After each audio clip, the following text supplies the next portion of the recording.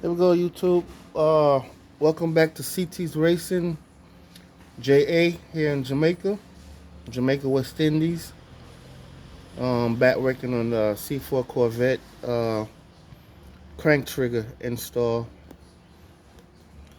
So yeah, what I'm about to show you was the result of trying to install a crank trigger with the Pro Charger, and the main problem we're having is the rack and pinion right down here, and the cross member, which is right under here, really close to the front of the motor, and so that caused a lot of issues with trying to add the crank trigger. The crank trigger moved the pulley forward about 3/8 of an inch, and the result of that was there was no room because there was barely space between the pulley without the crank trigger, and with the crank trigger installed, it's touching on the rack and pinion. It couldn't even get the pulley back in place. And with most platforms, most Chevy platforms like a Camaro, Nova, Chevelle, Malibu, stuff like that, you don't really have that issue because what you could do is you could space the supercharger forward 3/8 of an inch. Also, the water pump and the alternate could be, well, the water pump is electric, so you wouldn't have to move the water pump. But the alternate, you could space it 3/8 of an inch forward, and everything would line back up.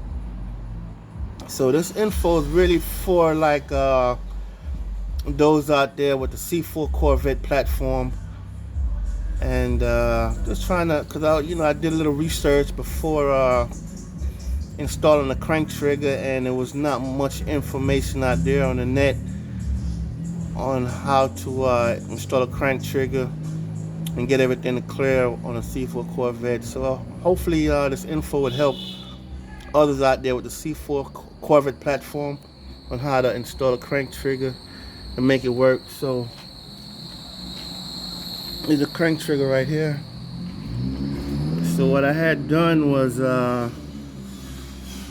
take it to the machine shop where they machined out the crank trigger. I think they took out 1/8 of an inch out of the wheel, crank trigger wheel. And also, this is the pulley for the Pro Charger. Belt goes here, 8-rib belt, and the alternator groove right here.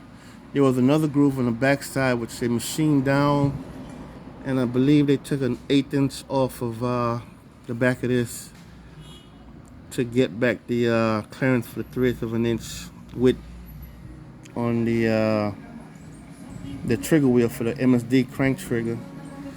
So the concern I had when they took the material off of this is like a 1/4 inch thick now. A 1/4 inch thick here, which I think should be okay. Because all it does is it's being sandwiched between the harmonic balancer and the pulley wheel.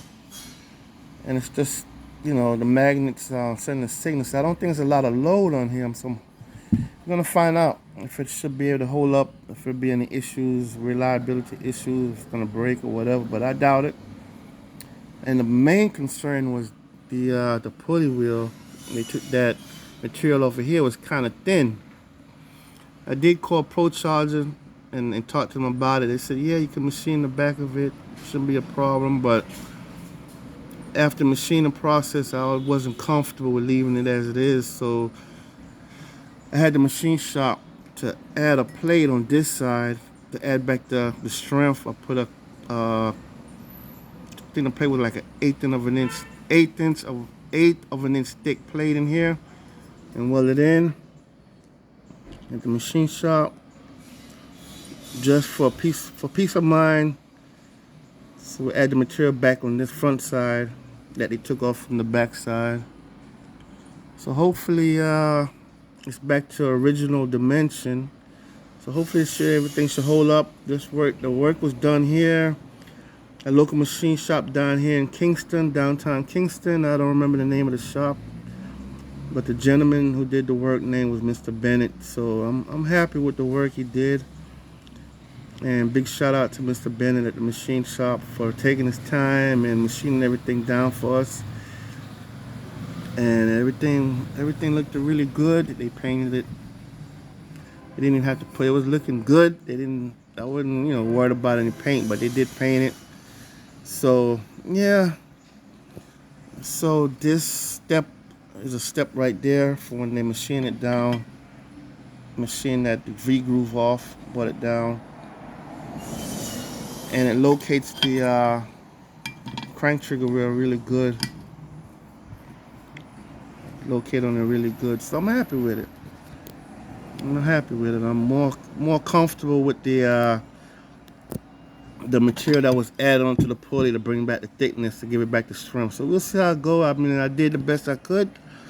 So if it breaks, hey, it is what it is. But I made sure I did the best I could to add the material back to straighten it up.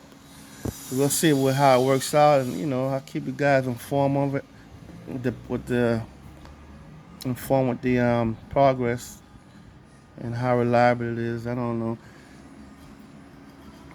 So you can machine them down, but I'm gonna find out. We'll find out. I'll let you guys know how it work out. This is the MSD crank trigger wheel. It can be machined to try to get back some clearance on it. For guys who want to run a street car with AC and they need to have all the belts to line up with the pulley groove and not wanting to kind of space anything out. So that's a route that can be taken. And also the pickup bracket, I had to clearance it was touching on the chassis, the front cross member, so I had to clearance the chassis with a hammer and pipe, and also take a little material off of this the bracket here, and it cleared. So this is like I say, more like a C4 Corvette issue than anything else. Other flat platforms, the cross member or the motor's a lot further back, so you don't have that issue. But on a C4 Corvette, these are issues that you run into because of the close spacing with the rack and pinion. And I guess the next project on this car is going to be to move that rack and pinion, put an aftermarket rack, move it forward to get more clearance between the balancer and the pulley wheel.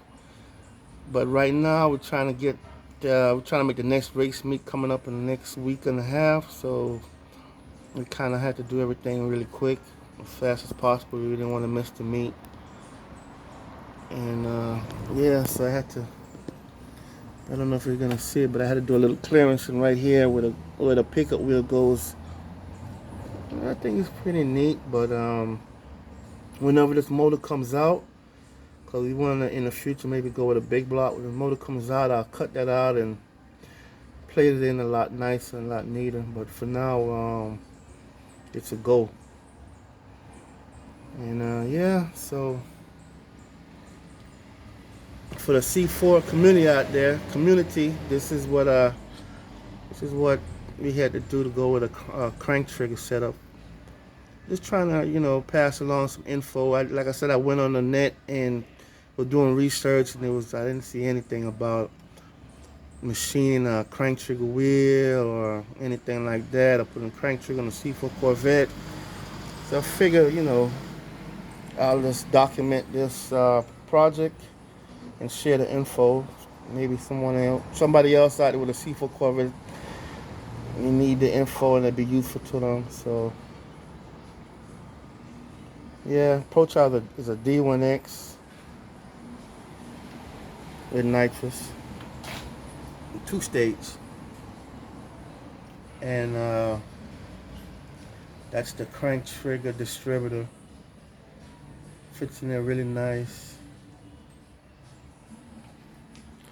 So yeah, YouTube. Hopefully this info will be useful to for those out there who wants to use a crank trigger on a street car and try to, get it to work with the clearances.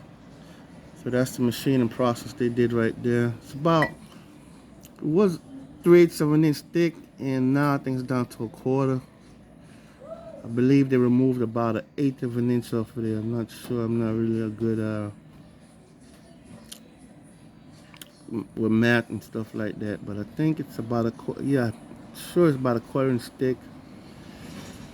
But I think it should be fine. It's only sending signal. I don't think there's much load on it, so I don't think it's gonna flex. It's gonna be sandwiched between that pulley and the balancer. So it should be okay.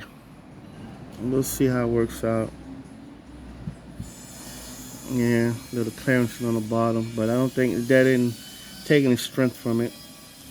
Just took off their little the anodizing, pretty, but nobody's gonna see it on the bottom. It's gonna be tucked down so low, nobody'd ever know.